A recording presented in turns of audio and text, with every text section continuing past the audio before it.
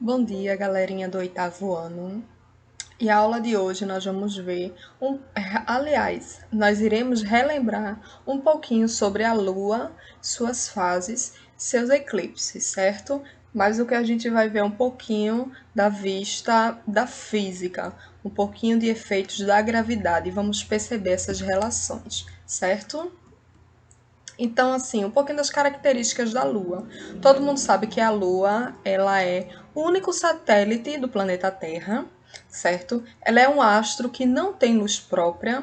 Quando nós vemos a Lua lá no céu, linda, estrelada, cheia de estrelinhas ao redor, nós estamos vendo o reflexo do Sol. Então, a Lua é um astro que ela não é iluminado, mas ela reflete a luz solar, certo? Ela é um corpo rochoso, então ela é feita de rochas, não tem atmosfera, né? Por isso que nós podemos, em alguns momentos, ver crateras na Lua. E por não ter atmosfera, ela tem muita exposição a raios solares, aos raios eletromagnéticos, certo? Da Lua, o VA e o VB também. E esse é um dos motivos pelo qual não se teria seres vivos na Lua. Seres vivos dos quais nós conhecemos, tá? Pode ter outro tipo de ser vivo que a gente não conhece, certo? Não existe água e nem existiriam vulcões na Lua. E a sua temperatura média, ela gira em torno de 100 a menos 150 graus Celsius. Por quê? Dependendo da fase que nós estaremos vendo, nós podemos ver uma lua que recebe bastante raio do sol. Então, se ela recebe bastante raio do sol, a temperatura vai ser elevada. E se ela não recebe tanto raio solar, a sua temperatura vai ser mais baixa, certo?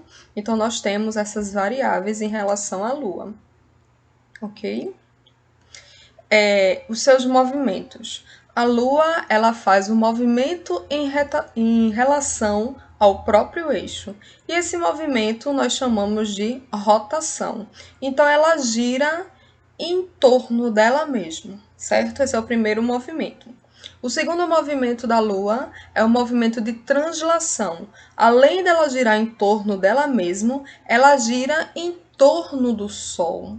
Isso ao mesmo tempo, certo? E o terceiro movimento é chamado de movimento de revolução.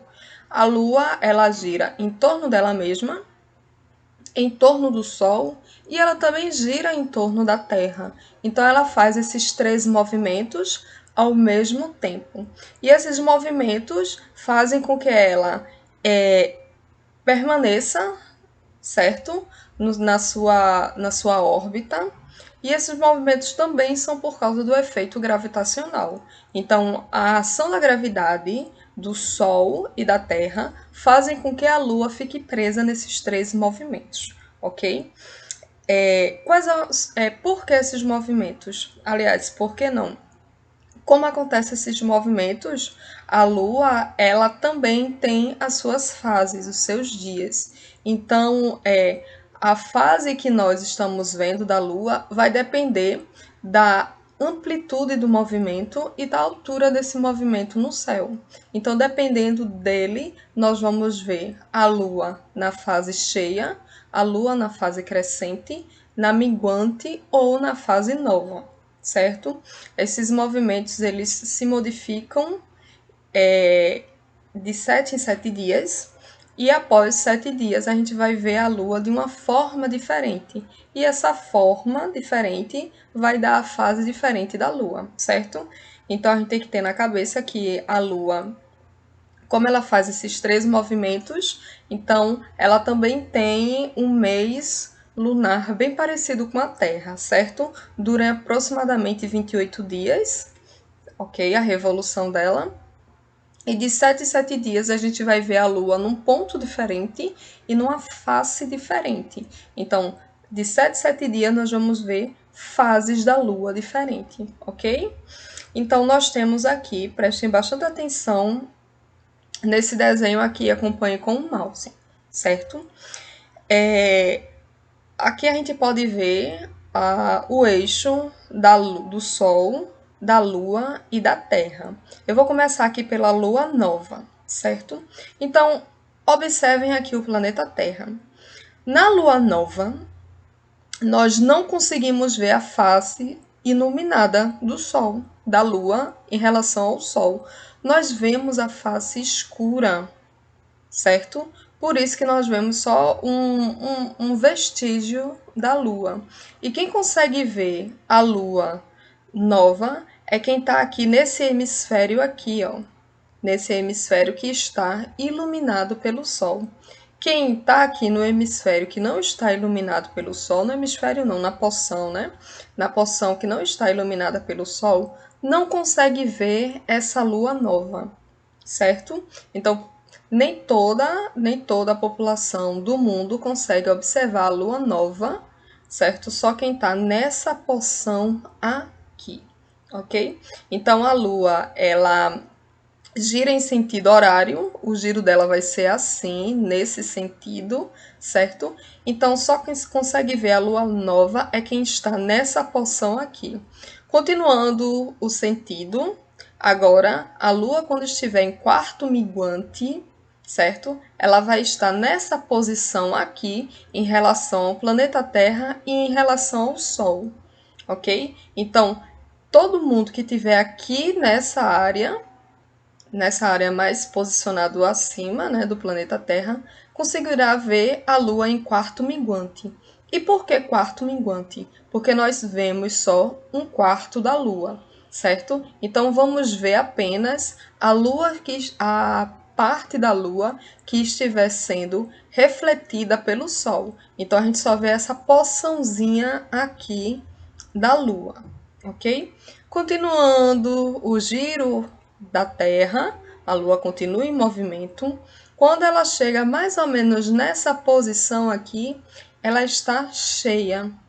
Mas por que ela está cheia? Porque nós conseguimos ver toda a parte que está iluminada pelo Sol, certo? Então, todo mundo que está nessa posição aqui do planeta Terra consegue ver a Lua cheia porque ela está iluminada pelo Sol. Então, a gente vê aquela bola grande e esférica, certo? Continuando, ela continua a sua órbita. Nós temos a última fase da Lua, que é o quarto crescente.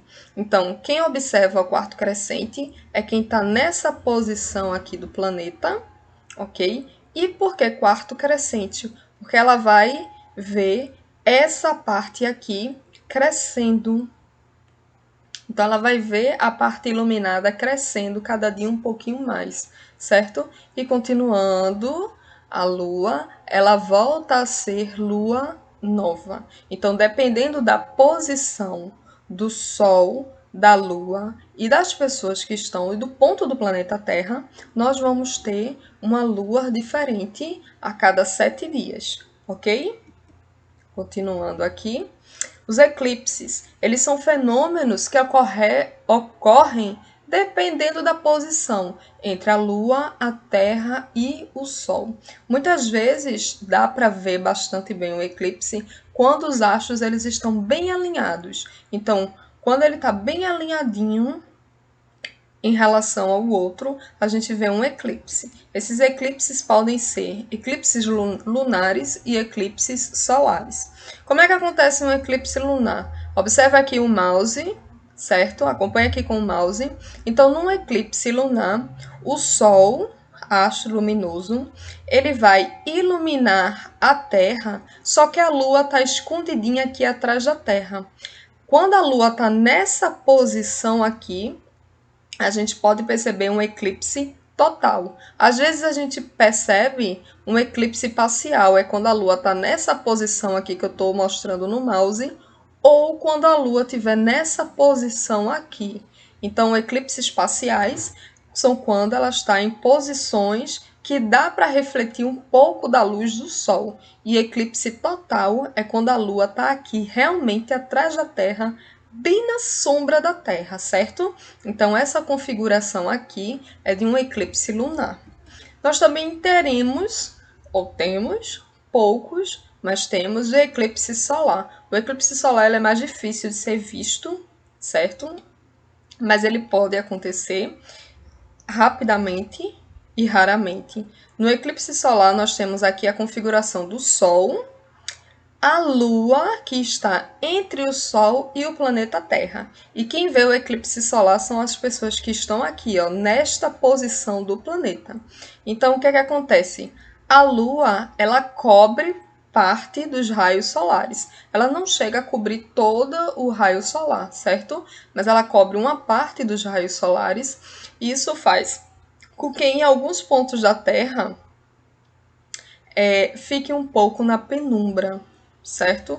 Então, pessoas que estão aqui nesse ponto vão ver, bem característico o eclipse. Quem está por aqui, mais acima ou mais abaixo, vai ver um eclipse parcial, ok? E por fim, a aula de hoje é só isso. Continuamos na próxima semana. Um cheiro para você.